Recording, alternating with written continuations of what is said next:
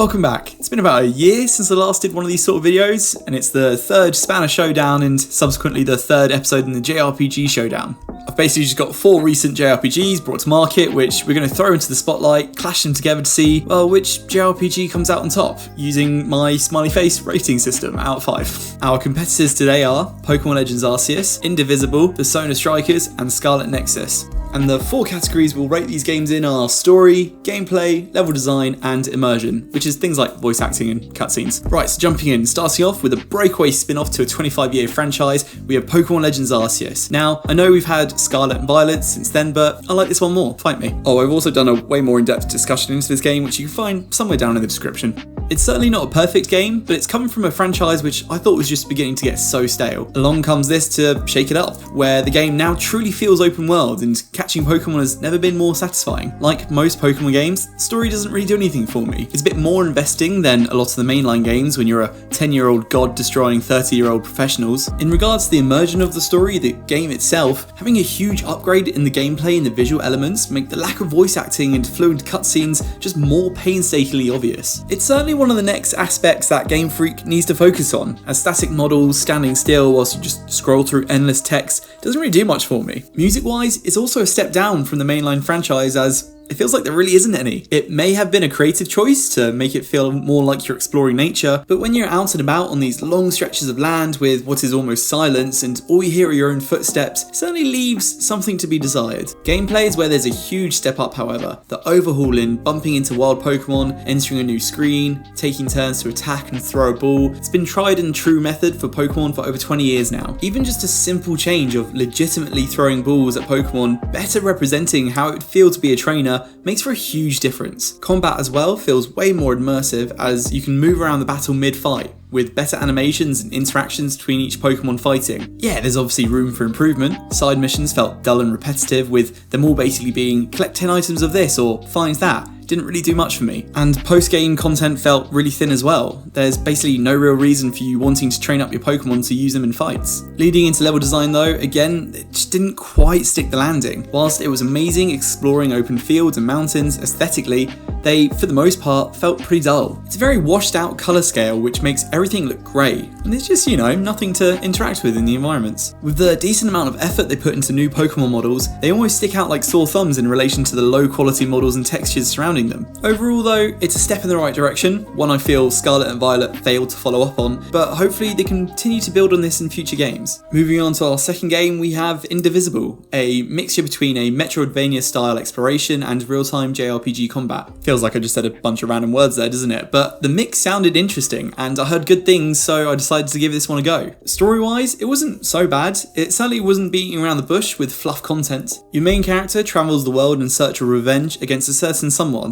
where you meet a colourful group of characters along the way. Story beats for the most part were straight to the point, and you never found yourself mashing buttons to skip it, or feeling bored in the story. On the flip side, I can't say I was necessarily hooked on it either. Because of the simple premise in the storytelling, it also meant there wasn't too much to get invested to. Most of the characters were very two-dimensional in personality with little backstory to make you want to see any of them succeed. Gameplay was the biggest shortcoming in my opinion though, as it may have been because it was the element that I thought would shine out the most. The exploration, whilst initially appealing, lacked any decent sense of inspiration. Whilst environments changed, the way you explored for the most part didn't. Movement felt slow and actions felt clunky, and the battling just wasn't much better either. A team of 4 on a 3-layered 2D battlefield is nothing new and nothing bad, but each character on your team was just limited to 4 moves only. This real-time element of the battle, not waiting for you to make these inputs either, found me really quickly relying on the same moves over and over again just to get through fights. To combat this, the game gives you a great amount of teammates to use in fight. However, it limits you to having to use the main character as one of your 4 slots, significantly reducing the matchups and the combos you may have wanted. The main character is just also one of the more boring characters in terms of gameplay as well, and I very quickly found myself just using the same team of 4 over and over again, not having any reason to change up my gameplay or party members. The initial mix of 2 genres seemed like a good idea, but it's apparent that it does both of these elements pretty inadequately. Shit, having now said that line out loud, that was actually pretty brutal. On a positive note, the visuals itself are simple yet really charming. The game is vibrant in deep colours with a sprite art style feeling basic yet clear. Each character has a distinct look, with the levels you traverse through all looking very different. It's just in terms of the way you travel through these levels where there could have been more to it. This visual element combined with the presentation was, I think, the reason I was trying to keep going with this. Most cutscenes were voice acted really well, and some scenes having interchanging artwork and storyboard-like elements made it pretty fun to spectate. But yeah, it was just a bit too basic for my liking, and unfortunately just didn't end up finishing this one. The story just couldn't pull me through enough to trudge through those tedious combat elements. Next up, on a more positive note, we have Scarlet Nexus, a new IP from Namco Bandai. This takes place in a post-apocalyptic style planet where people have access to different powers through the use of their brain. Create fire, teleport, telekinesis. There's a decent chunk of examples using the bulk of the story. And speaking of which, muzzle style for the story, this one really managed to grip me straight away. Many JRPGs tend to start you small scale, introduce you to a few rules of the world, and then build you up from there. But here, we get stuck in very quickly, only being told key things we need at the time, and there's a niche concept here as well where you can play from one of two main characters, which will let you weave through the main story in two very different point of views. The main dude is, oh god, I cannot remember his name off the top of my head, but he's a pretty decent main character. He's fairly safe, but a neutral character that makes for a great lad to watch him rationally solve through problems ahead of him. I haven't managed to get much through the way of the main girl's character storyline, but it makes for a great reason to revisit the game. But yeah, the story was enjoyable. It felt more darker than your run-of-the-mill JRPG, and I like the central theme about powers stemming from the mind. It's a cool concept. Late game though, it did have this weird feeling of being convoluted yet still small scale. Feels like the unique vibe and story it had didn't quite carry it through to the end of the game. The beginning felt more intense than the end did, definitely ending much weaker than how it started. This game also incorporates a lot of allies and characters with great variations in looks and abilities. I'd say they're not too dynamic in personality, but none of them are unlikable, which makes exploring each person's history more interesting to do so. Cutscenes as well have a unique presentation with dynamic screenshots, and it can be a bit of a double-sided coin though. I think it's a big plus for basic conversations, but it's surprisingly used in a lot of scenes where it's action heavy. There are moments which are fully animated and they look gorgeous, which makes it a shame that they don't use this a bit more often. Luckily, nearly everything was voice acted though, and the English voice actors did a great job. Gameplay is where Scarlet Nexus really shines for me though. Here we have an action RPG incorporating a single character who merges with his allies to infuse his original abilities with additional perks, such as his basic attacks now being on fire, or he's able to teleport dash, or becoming temporarily invincible. It also allows for new functions when exploring the maps as well. It's very in-depth, but progresses in a way which makes it not too overwhelming, and I was 20 plus hours into my first playthrough and still happily learning new mechanics. Action is fast-paced, with a focus on breaking the enemy's crush gauge, where you then get to use this psychokinetic powers to execute the enemy. These are always really flashy and satisfying to pull off. I just never got tired of shredding a bunch of enemies and changing in and out of different abilities. Plus, the ability to go into super mode made for a nice touch-up, with an extensive skill tree and fun bonding mechanics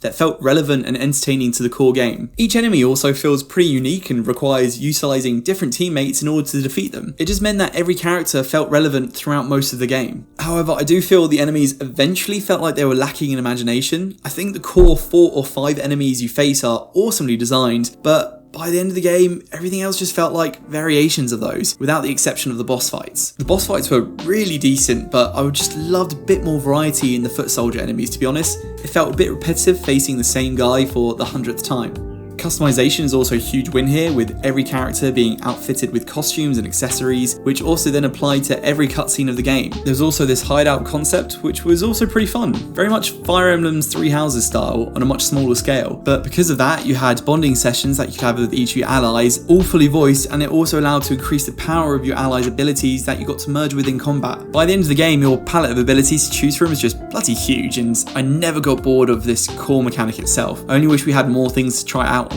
Level design started out pretty interesting as well. I loved the abandoned city aesthetics. I felt the further into the game we went, the more boring the levels became though. Arguably, you could say it was limited to the environment we were in during that point of the story, to which I'd just say, write a better scenario and place to be in the first place. There wasn't much in the way of exploration either. Most levels had a small branch off which took like 2 seconds to look at, and the game tried to give you a reason to backtrack and revisit areas, but that felt like a chore very quickly, as it was just so easy to get bored of the surrounding environments if you'd been through them once already. Overall though, I think it did a great job. It's great to see a new IP land on its feet pretty well, and its presentation was so nice that I think it just makes up for the weaker level design and tail-end failing storyline, one I really enjoyed and hopefully see more of. And last up is Persona 5 Strikers. The game is very much a hack and slash 'em, one versus many foundation, which isn't my favourite form of action RPG to start with. I will say it does well to give itself a unique twist in mechanics when it so seamlessly incorporates all the spells, moves, UI functionality of the original Persona 5 game. Strikers feels like a natural extension to Persona 5. However, unlike Persona 5 though, the enemy variety was pretty limited in each dungeon, and that was made apparent more late game, similar to Scarlet Nexus. The early gameplay was arguably my least favourite part, but it was only until later down the line, once you get the ability to support yourself properly with useful items for HP and SP regeneration, where you get to tuck into a few different mechanics and strategies. But one of the big standout moments, which I wish they did more of, was a 1v1 fight near the end of the game, which really put your knowledge of the gameplay to the test, not relying on OP spells or button mashing, but instead dodging with purpose and finding the right openings using every move in your arsenal. That fight definitely unlocked my enjoyment for the mechanics and brought it up a notch for me. We needed so much more of that. Outside of fights and dungeons, it's very much a return to Persona 5 in the form of exploring local areas and interacting with various shops and environments to progress the story. This story takes you around Japan, whereas the original stays within the same city, and because of that, I feel like we lost the ability to grow attached to familiar shops and areas, and those said areas to explore in each city were significantly lower in quality. And the dungeon designs just aren't that great, if I'm honest. Whilst thematically different, within the walls themselves, each dungeon was just very repetitive and got dull very quickly. The main gripe I had as well, which bears similarity to the original Persona 5 game, is the way the objectives in the dungeon mislead you along. And what I mean by that is the original scope for the mission, infiltrating a palace for example, is drawn out significantly more than originally foretold. To get to the boss you have to unlock 3 gates, but to open the gates you need the power out, and to turn the power out you need the key, and to get the key you need to beat this dude, and to beat this dude you need to, and so forth. Felt like a blatant way to prolong time spent in a single area, and not in a fun way. Reflecting back as well, I feel the story started off pretty weak, especially as the main focus of the story was to meet new person A, explore their misdoings, resolve, and then move on to the next town. And I struggled a little to keep focus. It was only until about the halfway mark where the story shifted gear a bit and it really started to pull me in, getting to the point where I was just trying to get through as much as possible in a single sitting to find out what happened next. The OG cast is back to voice here as well, and the presentation and voice acting is just incredible. There's a huge chunk of voice story in here for you to dive into, and the actors nail their characters in every scene. Each are so distinct and interesting that you can't imagine the team without them. The best moments of the game were just watching the gang interact in insignificant ways and to bounce off each other when exploring each different location. It really is that love for the characters that what keeps you going with the story, until you reach that point where the story is in more of a full swing and is more entertaining. Persona 5 was known for its kick-ass UI design, and the same follows here. Each menu window is brimming with personality and really gives that extra nudge for you when you're going through tedious tasks like side quests, cooking, and upgrading characters. We were also given a decent chunk of CG cutscenes too, in particular for those key moments throughout the story, and they're high in quality and rewarding to stumble upon. The Persona 5 world, design, and characters have been perfected to the point where I'd try nearly any genre of game if it meant continuing this story they're on. Overall, whilst this was enough to make me complete the game, I can't say the core gameplay itself was fun and diverse enough to make me want to return to it. So there you have it, a short review on each 4, and now let's judge them on those 4 categories. Starting with story, Pokémon and Indivisible were at best just fine. Nothing bad, but also didn't do much to keep me going. Whereas Scarlet Nexus started off strong but began to fall off at the end, and luckily its gameplay kept me going. And in a game which I wasn't so fussed about with the gameplay, Persona 5 Strikers really pulled through, even if it did take a few hours to get into it.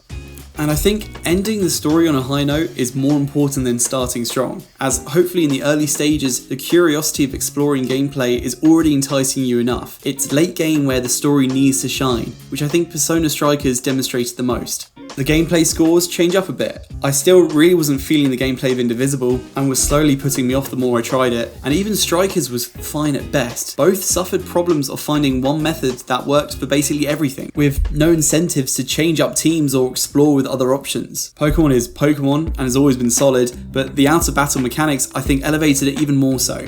And Scarlet Nexus shone the most with just being a great example of a way to drip feed you new mechanics and allies to keep the game feeling fresh with reasons to explore these new options. The enemy designs, whilst not varied, gave great incentives to try out new teams and abilities in order to beat them quicker, something I feel Persona 5 Strikers or Indivisible didn't accomplish. I'm not gonna lie, level design wasn't great for any of these games. It's by far Arceus' biggest crutch, and at least something Scarlet and Violet have done better, and I think Scarlet Nexus is the only one that gets a pass based on it being visually impressive to look at, despite its shallow exploration options. Immersion was better for each game, thankfully. Pokémon is in desperate need of voice acting, but had some good interactions still. Indivisible upped it up a bit with voice acting and a healthy amount of cutscenes and interactions to chew on. However, Scarlet Nexus and Persona Strikers took the cake here with huge amounts of voice acted dialogue, as well as interesting to watch cutscenes and decent interactions between the party.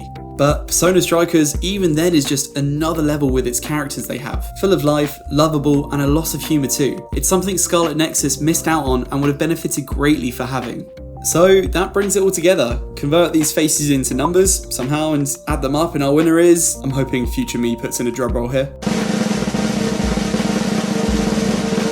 Scarlet Nexus. Whilst Persona Strikers beat it in a couple of categories, I think overall Scarlet Nexus was just a more well-rounded game, and I can say it was definitely the one I enjoyed the most. It now joins Tales of Arise and Trails of Cold Steel 3 in the Hall of Fame. So there you have it. Thanks for tuning in. This is still a new concept I'm playing around with, so please give me all the feedback, it would really help. Hoping to make this more of a frequent series too, and I want to make it as entertaining for you guys as possible. Anyways, let me know if you've played any of these games, if you'd rate them differently, which would be top spot, and chuck your thoughts in the comments down below. Feel free to leave a like and subscribe if you haven't already, and as always, stay tuned for more reviews of movies, anime and video games. Until next time guys, take care. Bye bye.